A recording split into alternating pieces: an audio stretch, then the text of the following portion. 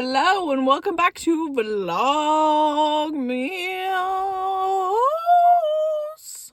Some of you guys said that you like the Vlogmas song. I don't know what it is because I do a different one every time, but there it is for you.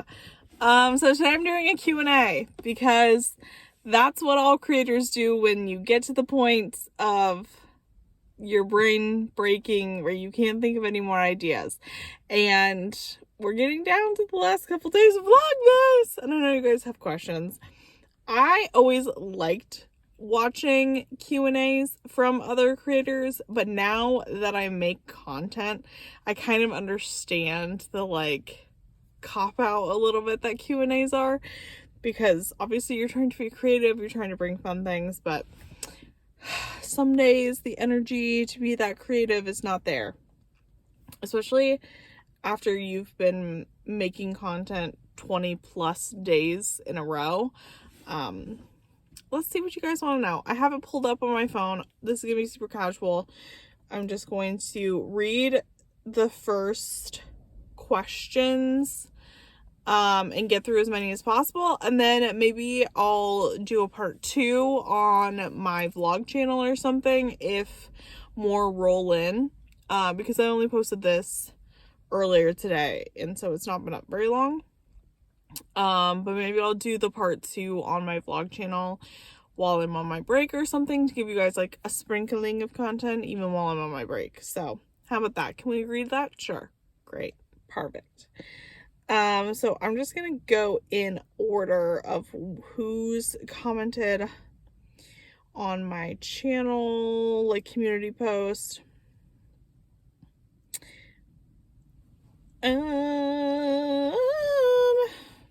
Okay, Killer Loop says, love your channel. Have you ever spoken about your cancer? Love from the UK. No, I have not talked about anything about really having cancer or my cancer journey, other than the fact that it happened and it was when I was in hair school. It was back in 2015. And I'm never going to probably address it. So unfortunately, when you talk about health related things, offline or online, people tend to then say the darkest stuff imaginable to you, and it's super triggering to me, and it's something I have never been able to do therapy for or overcome this whole time.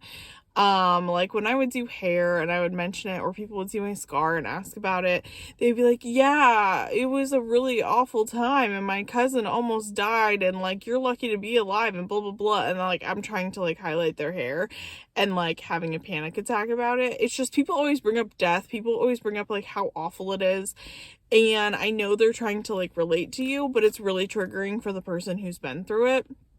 And so I'm never going to share it, especially publicly on the internet, to get feedback about it. Absolutely not. So unfortunately, I am not a cancer survivor inspiration on that front. I probably will never talk about it. So nope. Delvy Larkin says, I'm an old gamer. The question everyone asks on gaming forums is, what's your favorite pie? Mine is a toss-up between pumpkin and banana cream. I do love good pumpkin pie. I am not a huge dessert eater of any kind, but if I had to pick I feel like I've always only ever had pumpkin pie at Thanksgiving.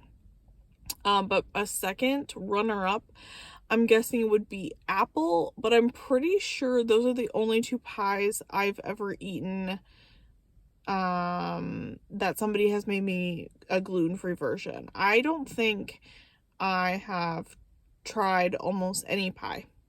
I got diagnosed with celiac when I was 15, and so my palate was very, teenagery when I got diagnosed, and so a lot of things I have not tried before I had to go gluten-free, and then the gluten-free world has only recently not taste like cardboard. So If I ever found a pie and it said gluten-free on it, I'd probably try it. But apple or pumpkin is probably it. Selena J says, what do you think about for your long-term future 10, 20 years down the road? I have no clue. I will never plan that far ahead. That is not my preference. That's not my style. So a 10-year plan for me is to just like hope I'm still alive in 10 years. There's absolutely no planning on my part going on for the future. I have no idea if I'm gonna even be alive then. So no future plans that far ahead. I've never planned that far ahead. I change careers, I change life things way too often for that. If you haven't watched my like Brooke and Pippa history video, it should be very clear that like my 20s were like such a hot mess that like there's no way I'm a long-term planner. How do you plan to move out of your car one day? The plan to move out of my car one day involves obviously money. So as I financially become more stable, I will probably continue to upgrade into bigger rigs. And then if, I don't know, we're going into recession, if anything ever happens to where I can find a home base, I guess I would probably do that as like an investment piece. But I would never rent it out because I don't want to be a landlord. I would just do something affordable and like leave it there empty and then travel part of the year. I think travel is always going to be part of my lifestyle. But I don't think there will ever be a time where all of a sudden I'm just like, I'm moving into an apartment, I signed a lease. Like that will never happen. If anything, I think I will just continue to slow down more and more as I have. I think unfortunately for the internet, you guys are catching me after I've been traveling for a long time. Some of the novelty has worn off of like sightseeing and doing some of the things that I think you guys want to see from me but are not an interest of mine anymore. So I think I'll just continue to slow down. So if anything, I would just continue to buy bigger rigs and travel less, but still be living an alternative lifestyle, I guess. How does your current lifestyle fit into long-term plans is basically what I'm asking. Yeah, I just explained it. Thanks for your content. Enjoy watching your videos. Yeah, I think it's just one of those things that like I will always want to move around. I have too many favorite places to just settle into one place. Like I like too many places at different times of the year. I will always want to like move around, but maybe it'll be instead of, you know, living in my car and like being able to zip around anywhere, it's like, oh, maybe I'm in like a huge motorhome or something and I move 3 times a year and I snowbird basically or something. I don't know. Again, I have no clue. I only became like financially stable this year, so I can't plan that far ahead. I don't know. Vicky Little says, have you ever thought about getting Pippa a fur sibling? Yes, and Pippa will never get a sibling. Pippa and I it's just gonna be us until she passes. So I thought about getting another dog pretty seriously when I was in Indiana and running my salon, because she was at home so long by herself. I kind of was like, oh, maybe she could have a little friend or something like that. But Pippa is also such a low energy dog that now that she is a senior, she's turning 10 this week, I feel like it would really, as much as people are like, it revives them, it gives them something to do, I think it would completely ruin her life because she likes to be the star of the show. And she's never been like a dog's dog. She's been like a people dog.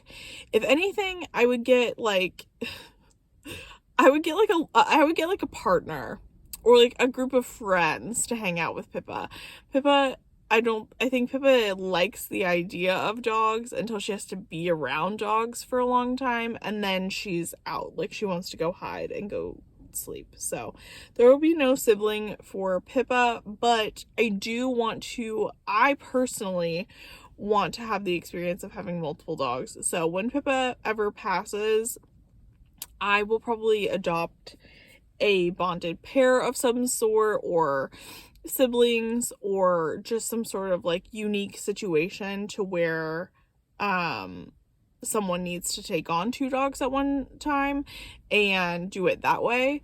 But Pippa's meant to be a spoiled only child, and that's okay with me.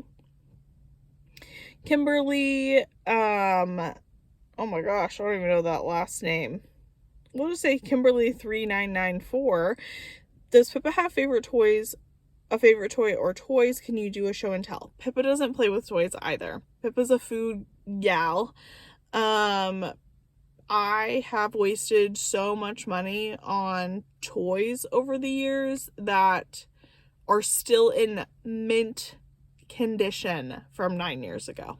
I have one of the first toys still in my storage unit that she ever received, and it barely has like a seam missing. She's not a toys kind of dog. Now, if she's playing with another dog and that dog is very interested in the toy, she will like kind of play with it with them. But she really likes like the food related stuff. So she'll do like food puzzles, or I'll just wrap up like a towel or like a snuffle mat or like a lick mat or something like that for Pippa. But she is not like a traditional, like, she won't go fetch a toy. She'll pretend to, but I don't think I've ever, in all of the years I've tried to teach her how to play with toys, that like I've thrown a toy and she's like successfully brought it back to me. She's a hound. She likes to smell things. So sometimes I'll hide her food and she'll have to like sniff it out, like stuff like that. But definitely no toys.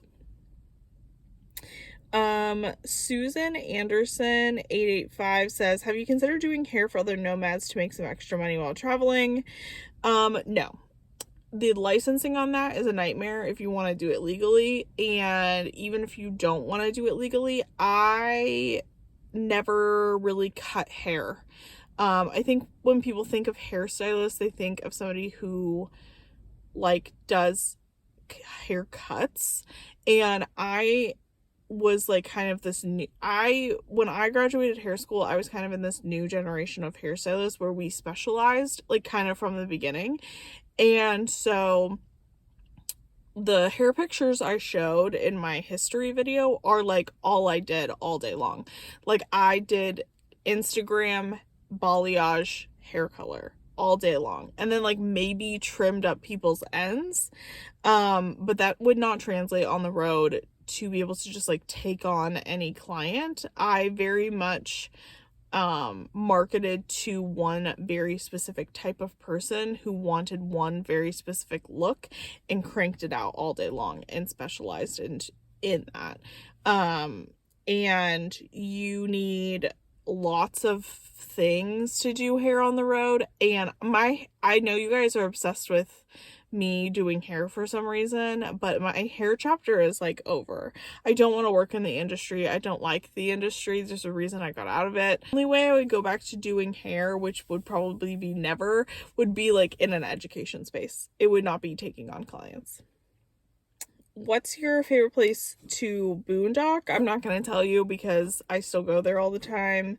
But I can safely say a lot of the places that I mention a lot are my favorite places out west. So when I talk about like Colorado, Wyoming, Arizona, New Mexico, etc., like those are the South Dakota, like just anywhere in those states. Finally, we see you mostly in the car. What kind of activities do you do outside? I don't do like a ton of things out. I've mentioned this like quite a lot. I don't do a ton of like active things outside. I know everybody wants me to go like climb a mountain or do all of these things, but I like sit outside and read.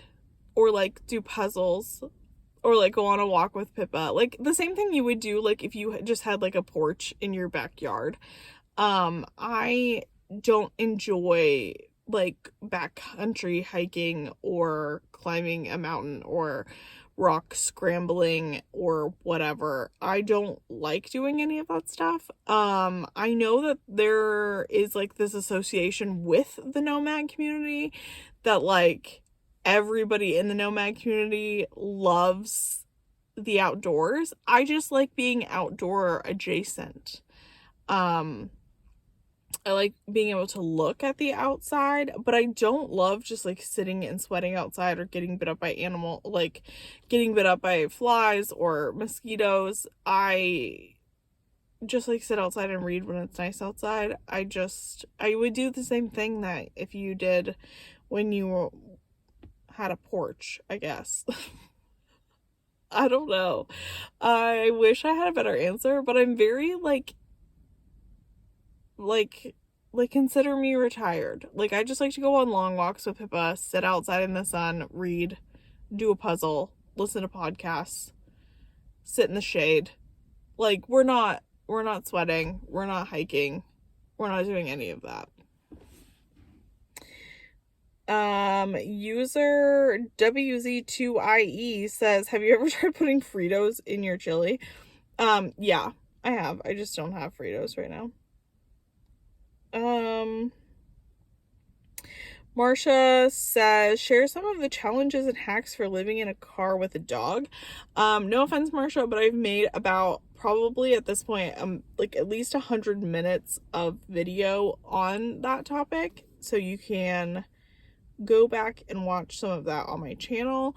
There are plenty of ups and downs, but like I say in every single one of those videos, Pippa and I have been traveling for a very long time, and would it be 100% easier to travel without her? Yes. But we're just chilling at this point.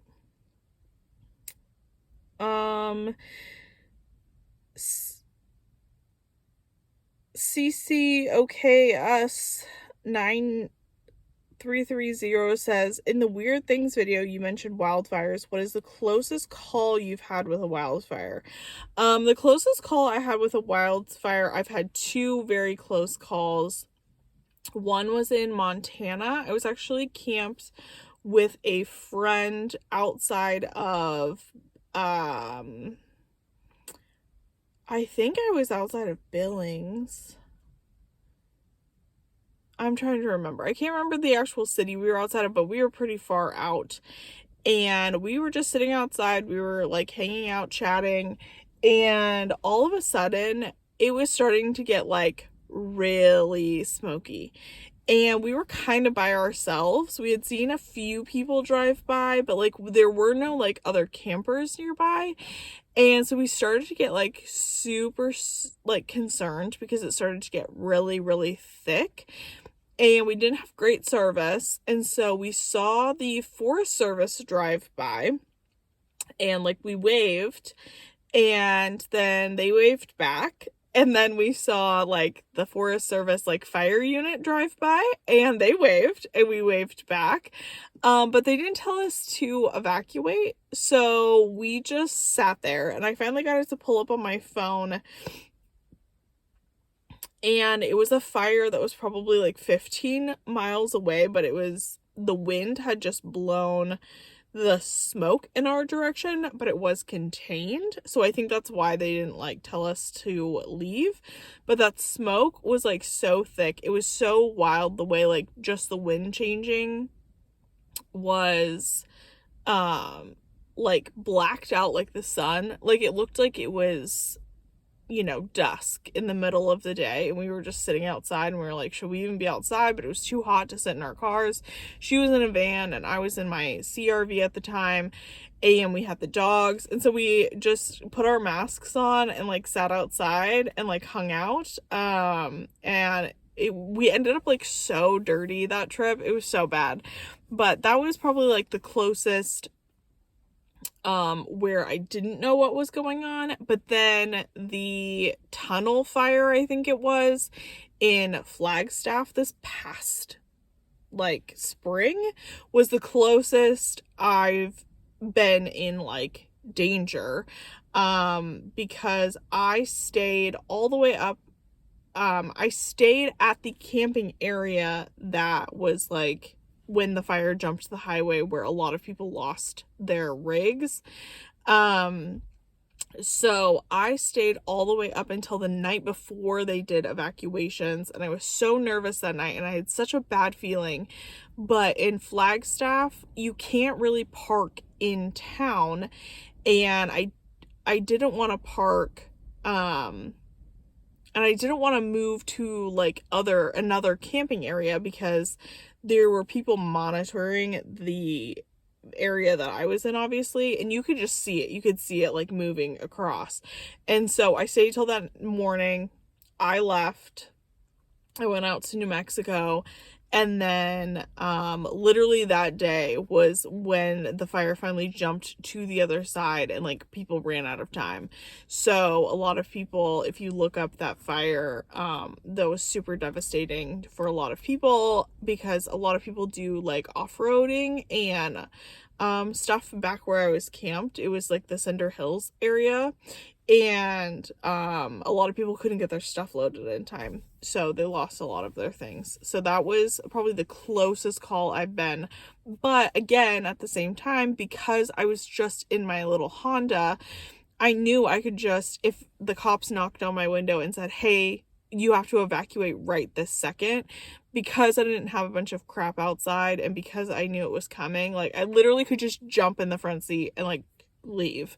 I didn't have to hitch up my fifth wheel with all my toys and really try to like evacuate. It was more so like I was just parking there to sleep, because I didn't have anywhere to go that night, and then I knew I was leaving the next day. So I was down to like 24 hours, so that was pretty scary for me. Okay, so Tarot Joanne says, hi Brooke, would you ever consider a van build just to give yourself a little more space and a countertop? I hope you have a great holiday and get some rest. So I've talked about this in one of my other Q&A videos, I think before. I am not against having a van, but I am against doing a van build. After I did the RV renovation, I do not ever want to renovate or build something that intensely on my own without any help ever again. Absolutely not. I have nowhere to do the van build. It is so stressful. It takes so much mental energy, physical energy, like money. It's way more expensive than people ever let on. I don't care how cheap you feel like you can do it, it's always going to be like double what you expect, or it's not going to get done correctly, and you're going to end up fixing it 6 months down the road, unless you get some like really help with it, or you're already crafty to begin with.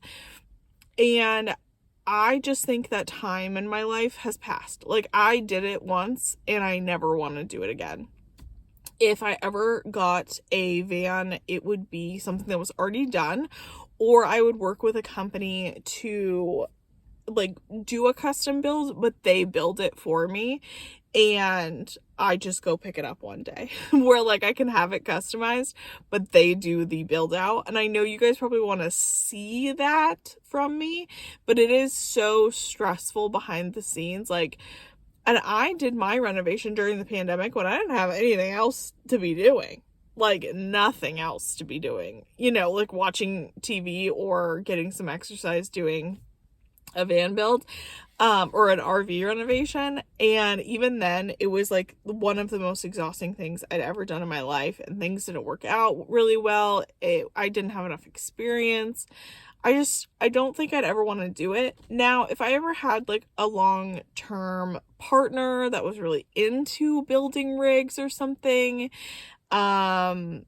maybe as like a fun little project, if I had that support, but I don't ever want to do one by myself. I think it's fun to do once, but I don't ever want to do it again. I think sometimes when I say that stuff, people take it as like I never want to upgrade, or I hate vans, or I hate those kinds of things. And I don't hate that stuff. I just don't want to do it alone. I just don't want to do it by myself. CCOKUS9930 also asked, do you like to try local culture foods as you travel? What are some of the best and weirdest foods you've eaten on the road? Okay, so with this, I actually had a video idea I was working on like my best foods around the US, and honestly, a lot of them unfortunately have closed because of the pandemic. Like, they didn't make it, and that was really sad that a lot of my favorite restaurants are gone.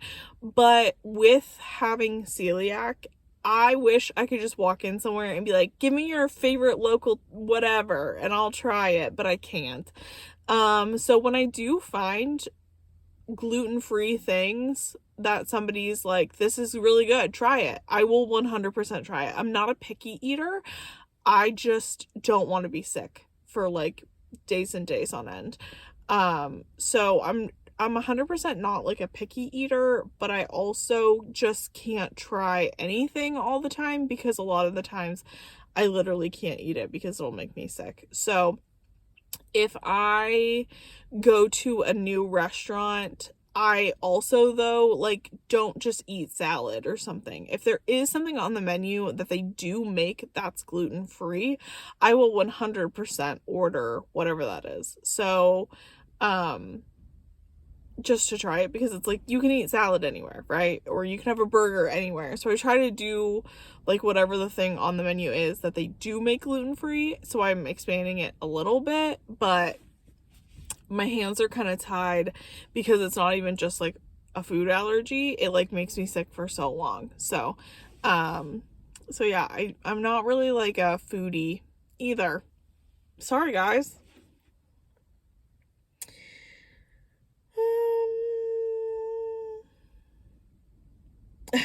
Balanced Human says, did Pippa ever find her ticket, or will you be taking her to small claims court? Pippa did not find her ticket, but I will not be taking her to small claims court. She's too cute. And I love her too much. But it is a running joke that she is in debt for whatever reason in our family. The Little Overlander asked, the favorite state you've ever visited? I think Colorado will always be my favorite state that I've ever visited, because it was one of my first really big like camping trips I ever went on by myself. So I think it's like favorite as in it's nostalgic for me. But I've had a lot of favorite states. I like most states for lots of varieties of reasons. As much as I feel like I've gotten some backlash from places I haven't liked, there are very few places that I don't like. I can usually find a place I fit in most states, and I enjoy most of them.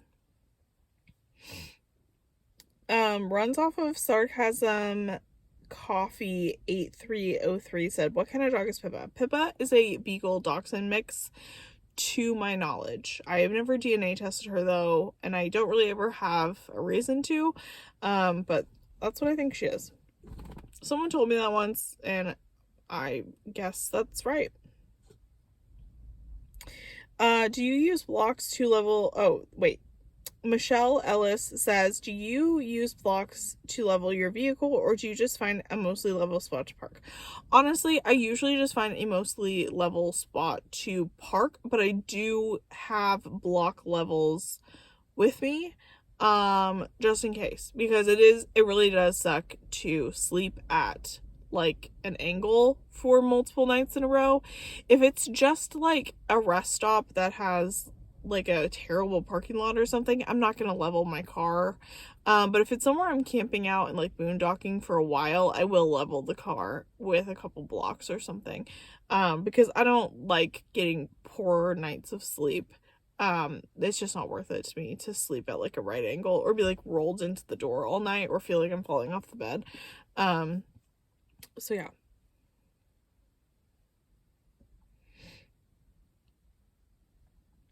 And then the last one for right now, because we're about at like a half hour. Suzanne says, now that you've been through so many places, where might you settle down if and when that ever happens? Maybe you want to live out in the sticks because you've had so much non-city time.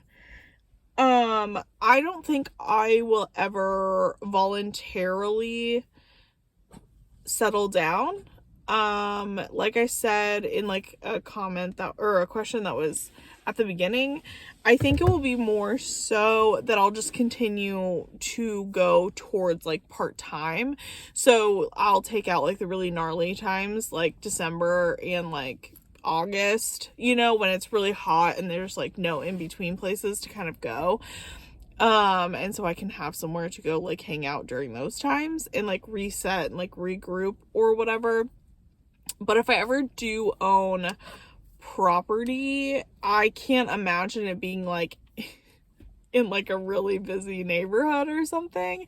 I do miss the like I do miss like having like a community sometimes, because like our community is so far spread out, like as nomads. Like I have friends kind of everywhere, but they're kind of everywhere, you know what I mean?